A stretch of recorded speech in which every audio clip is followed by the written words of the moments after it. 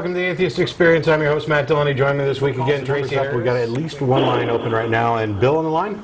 Yeah. How you doing, Bill? Doing well.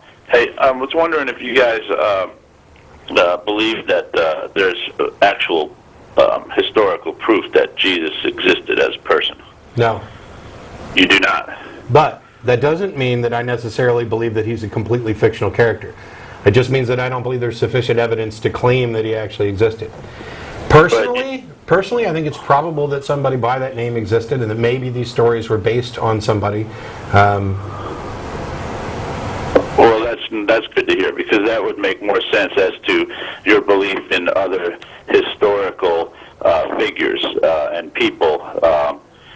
Because the same evidence that we use to prove that Abraham Lincoln existed or, somebody 2,000 years ago existed. No. It would be the same case. No. There's records of those people. Well, the records of the people of the Bible are the same type of records. If you're saying that the existence of Jesus is equally verifiable to the existence of Abraham Lincoln, you're nuts. Well, only because. Why do you think I'm nuts? Because of the time frame, or what? No, not just because of the time frame. There's letters that Lincoln wrote. I mean, Lincoln wrote letters. We have letters in his own handwriting. We have direct evidence of people who met and talked to him. And by the way, he was the president of the United States, so we have verification from people from other countries that they interacted with, along with the proclamations he made. I mean, the massive amounts of evidence, along with, photographs.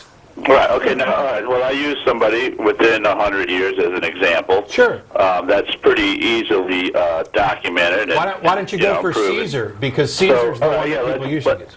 All right, well, then the same case would apply to Caesar. Actually, no, it doesn't, because in Caesar's case, we have things that he actually wrote. Yeah. And one of the nice things about being able to verify a historical figure is that the events of their life are often annotated by other people in a not so flattering fashion. For example, Josephus, when he wrote the history of the Jews, talked rather derogatorily about Herod, not just confirming within reason that he was a real person, but portraying things that he did wrong that Herod wouldn't have told us about. In the case of Julius Caesar, we have plenty of evidence, some by Caesar's own hands, some by people who knew him. It hasn't all survived. It hasn't all survived unmodified. We don't have a perfect picture of history, but we have an immense amount of information and evidence that points to the fact that Caesar existed. In this case, and the same thing is true about the existence of a guy named Jesus who. No, actually, it's not, and that's the point that I was getting to. That's not remotely true. We have nothing that was written by him, and we have nothing that is a direct eyewitness account.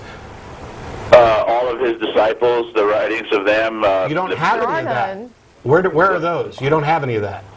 I thought those were in the Dead Sea Scrolls. No, the Dead Sea Scrolls are Old Testament. They're around 200 BC. Okay, and so you're thinking that like 500 years ago they came up with the writings of the New Testament and just kind of came up with a story, or what? No. This is the common thing that we get from people when we talk about this history of Jesus thing. As soon as you make the point that there isn't a massive amount of evidence to demonstrate that somebody actually existed, they immediately jump to this, so you think people just made this stuff up hundreds of years later? No, that's not what I said at all. And those aren't the only two possibilities. I'm not saying you said that. I'm just trying you to get to the point that there is some evidence, though, right? Some written documentation of stories that were, whether they were stories or whether they were. And there are stories, just like there's stories of King Arthur. Right. But.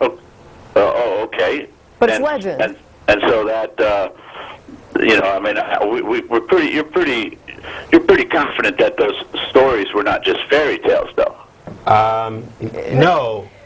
For example, just as an example, the King Arthur stories, no one believes that those stories are true. But yet, the idea is that you've got this legend that persists, and so perhaps it's based on a real person. Maybe there was a real King Arthur. That's what Matt is talking about. And that's what I'm talking about as well. Is that the King Arthur... There were no photographs. There were no written letters from him that you can verify that he signed, etc. Proving that those were letters from him. Right, and his existence is in question, and his stories, the stories about King Arthur, are thought to be mostly fairy tale. And yet he probably was real, according to what most people think. Or at least possibly real, or based on a real figure. We're talking about how myths and legends evolve and things like that. But when you ask whether or not I consider the New Testament to be a fairy tale, if the assertion is that there was this guy who could turn water into wine, raise the dead, walk on water, perform all kinds of other miracles, yes, in fact, I do think that's a fairy tale.